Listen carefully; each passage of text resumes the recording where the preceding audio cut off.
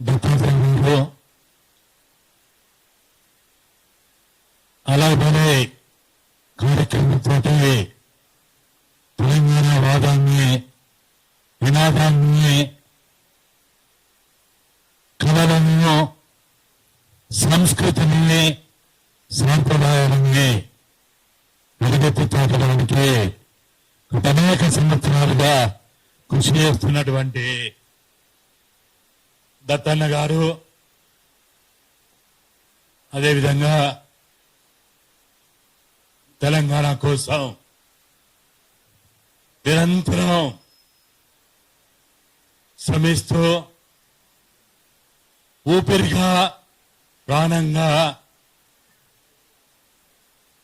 బతుకుతున్నటువంటి ఎంతో మంది పెద్దలు ఇక్కడ ఉన్నారు. వారందరికీ కూడా రెండు చేతులు జోడించి తెలంగాణ ఉద్యమ అభివందనాలు.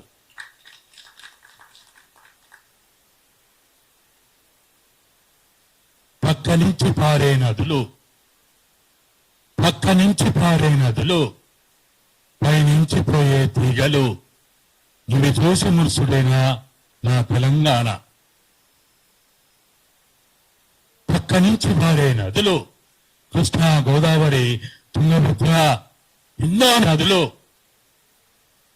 మన తెలంగాణకి ఇటు అటువైపుగా మారుతున్న ఆ జీవ నదులు, పైనుంచి పోయే తీగలు, అది రామగుండం, అది నాగార్జున సాగర్,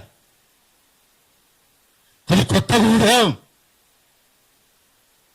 ఎన్నో రకాలైనటువంటి, అది థర్మల్ కావచ్చు, హైడల్ కావచ్చు, ఉత్పత్తి చేస్తున్నటువంటి ఆ హైటెన్షన్ లైన్ల ద్వారా ఆంధ్ర ప్రాంతానికి తరలించబడుతున్నటువంటి ఆ విద్యుత్తు,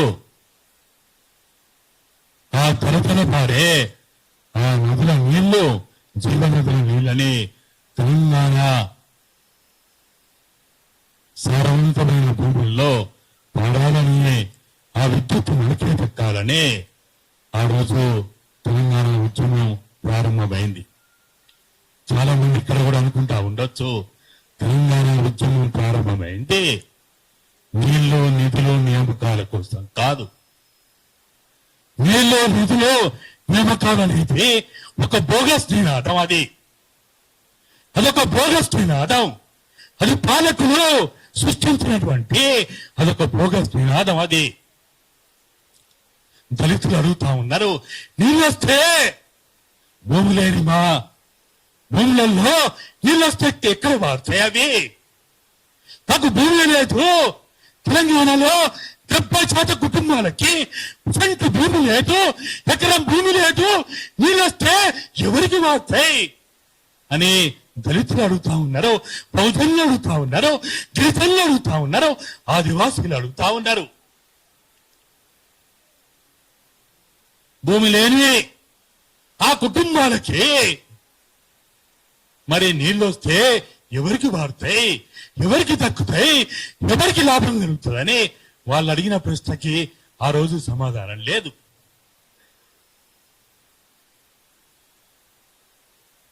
నిధులు అంటే ఏంటిది? మెగా కృష్ణారెడ్డి కోసం నిధులా? పెట్టుబడిదారుల కోసం నిధులా? భూస్వాముల కోసం నిధులా? ఎవరి కోసం? ఆ రోజు 97లో మీ అందరికి తెలుసు, పత్రికల్లో, సూచికల్లోనే వచ్చింది. తెలంగాణ ఎవరి కోసం, ఎందుకోసం? ఈ తెలంగాణ ఎవరి కోసం, ఎందుకోసం? ఈ ప్రత్యక్ష సమాధానం కావాలి. ఈ ప్రత్యక్ష సమాధానం కోసమే ఆ రోజు నుంచి ఈ రోజు వరకు కూడా తెలంగాణలో ఉన్నటువంటి ఆదివాసీలు, గిరిజనులు, దళితులు, బహుజనులు వాళ్ళు అడుగుతా ఉన్నారు. ఆ రోజు 2001లో కుండ లక్ష్మణ్ బాబు గారు ఇచ్చిన ఇదే దురదృష్టంలో టిఆర్ఎస్ పార్టీ ఆవిర్భావం అప్పుడు కూడా ఈ గులాబీ జెండాని ఎగరవేసినప్పుడు కూడా నేను చెప్పింది నీళ్లు, నిధులు, నియామకాలు కాదు. ఈ తెలంగాణలో విద్యారంగంలో మార్పు రావాలి. ఈ తెలంగాణలో వైద్య రంగంలో మార్పు రావాలి. ఈ తెలంగాణలో ఉపాధి రంగంలో మార్పు రావాలి. ఈ తెలంగాణలో 1,16,000 చదరపు కిలోమీటర్ల విస్తీర్ణంలో ఉన్నటువంటి ఈ భూభాగంలో ఉన్నటువంటి సకల సంపద ఈ తెలంగాణ ప్రజలకు దక్కాలి.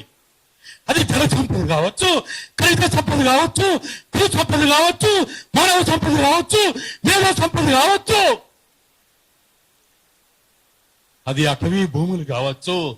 ఈ సంపద అంతా కూడా ఈ ప్రజలకే దక్కాలి. ఈ ప్రజలకు దక్కాలని కోసమే ఆ రోజు మన సంపద మనకే దక్కాలి. ఇక 5వది ఆత్మగౌరవం. ఆత్మగౌరవం. నేను తెలంగాణలో పుట్టినా, ఈ గడ్డలో పుట్టినా, ఈ గడ్డలో దూగాడినా, ఈ మట్టి వాసనలో బతికినా, ఈ మట్టి నదిని బతికినా, ఈ భూగోదిని బతికినా, ఈ గంటలను దాగి బతికినా, వాళ్ళకి ఈ తెలంగాణ మట్టి వాసన తెలుసు కాబట్టి వాళ్ళకే ఆత్మగౌరవం అనేది ఉంటది. బతుకొచ్చులోనికి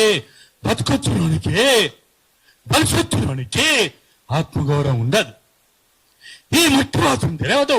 ఇక్కడ పుట్టిన వాళ్ళు తల్లి గర్భం దాల్చి తల్లి ప్రసవ వేదన అనుభవించి ఈ భూమిలో వాళ్ళని బంధపెట్టాలి, మనని బంధపెట్టింది కాబట్టి ఈ వాసన మనకు తెలుసు అనే ఉద్దేశంతో ఆ రోజు ఆత్మగౌరవ నినాదంతో వాళ్ళకి తెలంగాణ కావాలని ఆ రోజు అడగడం జరిగింది. కాబట్టి ఇది తొలి దశ మలిదశ ఉద్యమం మాత్రమే కాదు.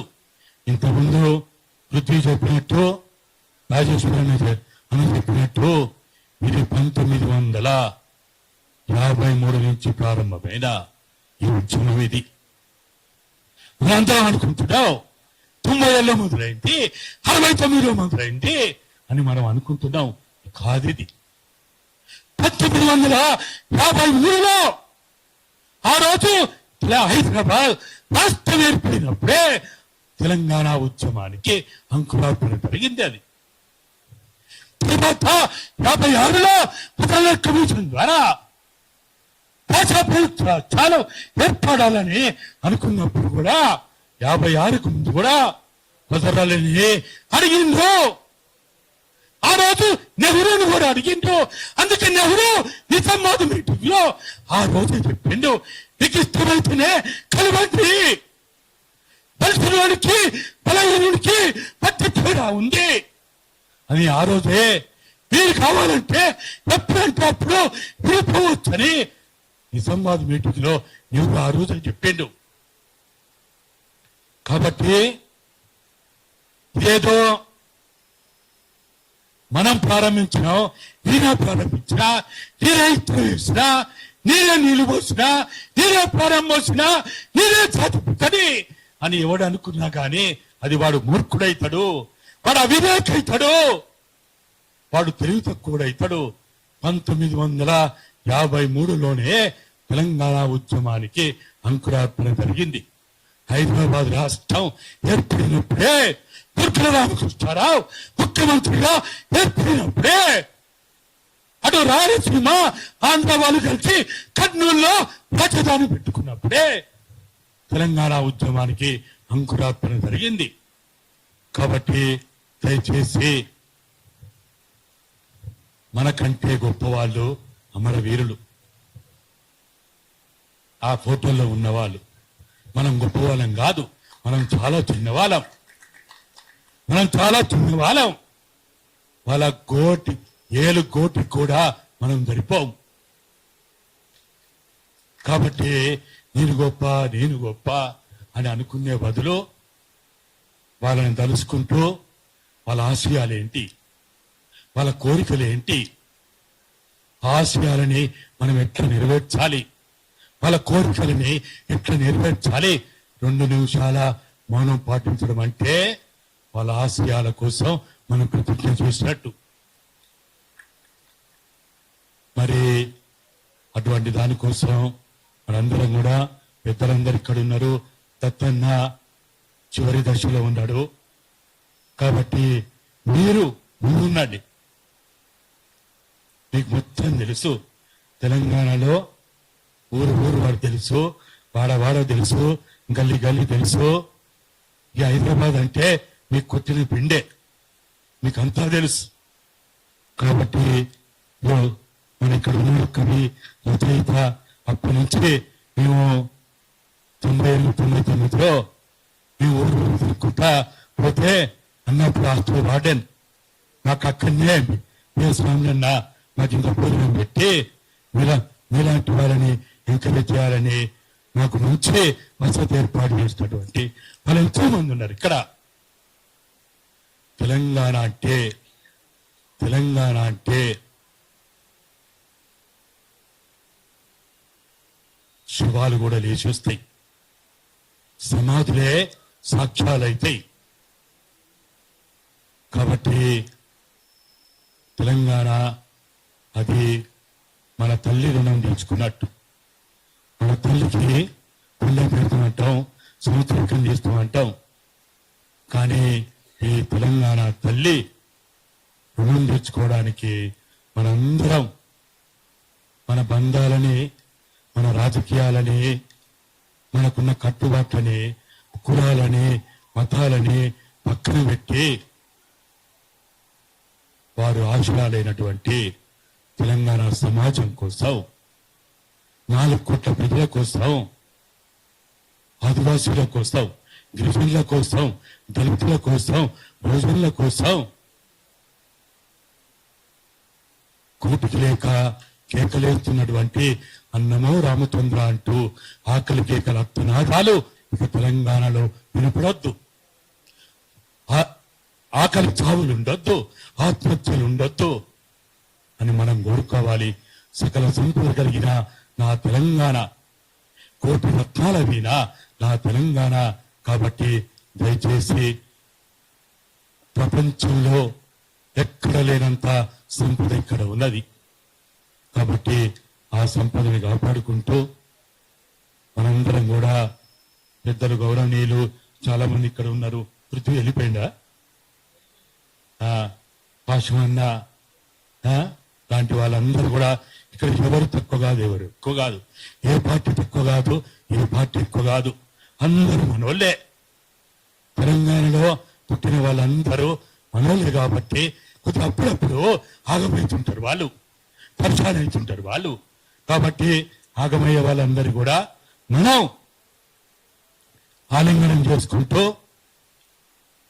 వాళ్ళందరినీ కూడా కలుపుకొని మనం ముందుకు పోయి మన ఆశయాలు నెరవేర్చుకుందాం. దాంట్లో ఇప్పుడు ఈ కమిటీ వాళ్ళు నాకు ఏ బాధ్యత తప్పు చెప్పినా, ఏ పని అప్పు చెప్పినా నాకు సాధ్యమైన కాడికి నేను ఇప్పుడు చాలా ఆపరేషన్లు చేసుకొని వచ్చిన. కాబట్టి ఈరోజు తప్పక భాష ఉన్న ఇక ఆదేశం కాదు, అదొక రకంగా ఆయన నువ్వు రావాలి అని గట్టిగా చెప్పడం, శ్రీను గట్టిగా చెప్పడం వల్ల ఇక్కడికి దత్తం వస్తుందని చెప్పడం వల్ల చాలా రోజులైంది. దత్తన్న నా కోసం కూడా జైల్లో ఉంటే పార్టీకి అతీతంగా పోయి ఎవరు పోయి చెప్పినా కళ్ళల్లో నీళ్లు పెట్టుకొని అరే ఇండియా జైల్లో ఉన్నాడా అని ఆయన ఎంతో బాధపడ్డట్టుగా నాకు చాలా మంది చెప్పిండ్రు. కాబట్టి అందరికి కూడా నా కోసం తప్పున పడిన వాళ్ళందరికీ కృతజ్ఞతలు చెప్పాలి, ధన్యవాదాలు చెప్పాలి అని ఇక్కడికి నా ఆరోగ్యం బాగాలేకున్నా రావడం జరిగింది. అందరికీ కృతజ్ఞతలు, ధన్యవాదాలు. ఇప్పుడు ధన్యవాదాలు ఇన్నన్న గారికి. దత్తన్న వాడే ముందు రాజలింగం అన్నంటే ఒక చరణం వినిపిస్తాడంట.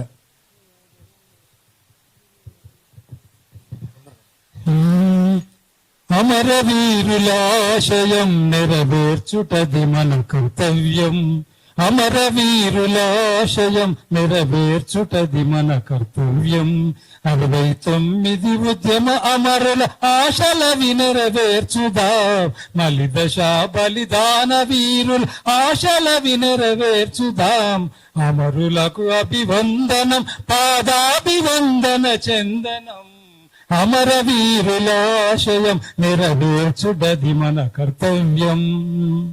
నష్ట కష్టములోర్చి తన్మంధనాన్ని వెచ్చించిత ప్రత్యేక రాష్ట్రాన్ని చూడక కనుమూసిన ఆమరుల త్యాగతలమిది బతికున్నట్టి ఉద్యమ నేతల కొందనం అమరవీరులాశయం నెరవేర్చుటది మన కర్తవ్యం. మేలు మనదే వేలు మనదే కన్ను మనదే ఆలోచించడుగేయుదాం అసలు ఉద్యమకారులను గుర్తు